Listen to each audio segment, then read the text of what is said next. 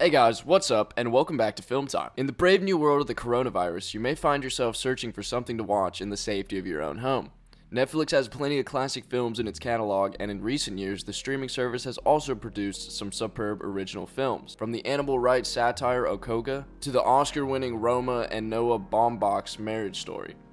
Here's some recent releases you should watch during the quarantine time. Number 1. Marriage Story. Although it opens on a couple describing all the reasons they love each other, Noah Baumbach's Marriage Story quickly dispels the illusion. This is a story of divorce. The couple in question is playwright Charlie Barber and his actress wife Nicole. Nicole wants to move back to Los Angeles where a new job awaits, while Charlie would rather stay in New York. It's the latest in a series of tensions, the one that finally breaks them and the two lawyers up, marshaling their grievances as they divvy up what remains of their life together. Number 2. Spider-Man Into the Spider-Verse. Do you often find that having one Spider-Man just isn't enough? 2018's hit animated movie Spider-Man Into the Spider-Verse offers you all the Spider-Men, women, and pigs you could ask for. The film follows Miles Morales, who fans of the Ultimate Marvel Universe will recognize. A teen who gets a bite from a radioactive spider and develops spider-esque superpowers.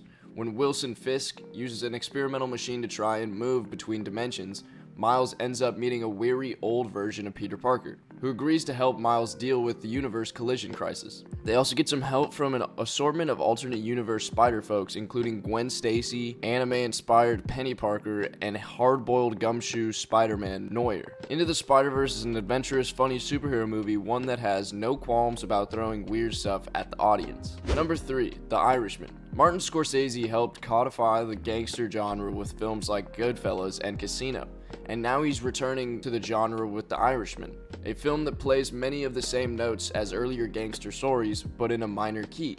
Based on historical events, the film follows Frank eventually doing jobs for crime boss Russell Bufalino. Over the years, Sheeran grows closer to union leader Jimmy Hoffa, becoming his bodyguard and confidant, which leaves him in an awkward position when the mafia decides Hoffa is more trouble than he's worth. The Irishman is a mediative crime drama exploring the lives of its outlaw characters over decades of their lives. Stripped of the usual glamour, it emphasizes the slow, routine corruption that drags Sheeran down.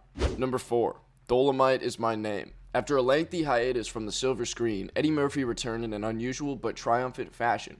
In Dolomite Is My Name, Murphy plays Rudy Ray Moore, a washed-up musician who completely transformed himself into the 70s blaxploitation character Dolomite, becoming a cult star in the process. One of a string of movies Netflix made in 2019 in an attempt to break into the Oscars, successfully, though not with Dolomite. This is more provocative than your average Eddie Murphy comedy and sees one of the world's most beloved comics capably take on one of his most nuanced, dramatic, although still hilarious roles ever. Number 5. A Ghost Story. Right off the bat, we'll say that A Ghost Story is not for everyone, but if you're into the idea of an indie about the existentialism of life as told by a ghost story, this might be for you. This 2017 drama finds Casey Affleck playing a man who dies but then comes back to haunt his wife and her out. There are no big special effects, it's simply Affleck wearing a white sheet and mopping around. But the construction of the film and the incredible score drive home the largest of existence and the sorrow of loss. This one's certainly unique. Number 6. El Camino.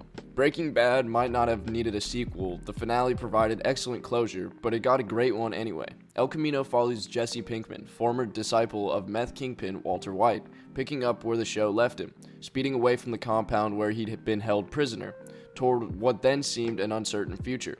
Now Jesse is on the run from the law, trying to stay one step ahead with nothing but his wit and guts. El Camino has the frantic pace that Breaking Bad was good at, as Jesse stumbles from one setback to the next. It also maintains the crisp cinematography that made the show look so good. This brings us to the end of the video. I hope you enjoyed it. Hit the like if you did, and don't forget to subscribe to our channel so that you don't miss any of the videos in the future. Also watch the 2 videos that are on the screen right now because I'm sure you'll love them. With that being said, I'll see you in the next video.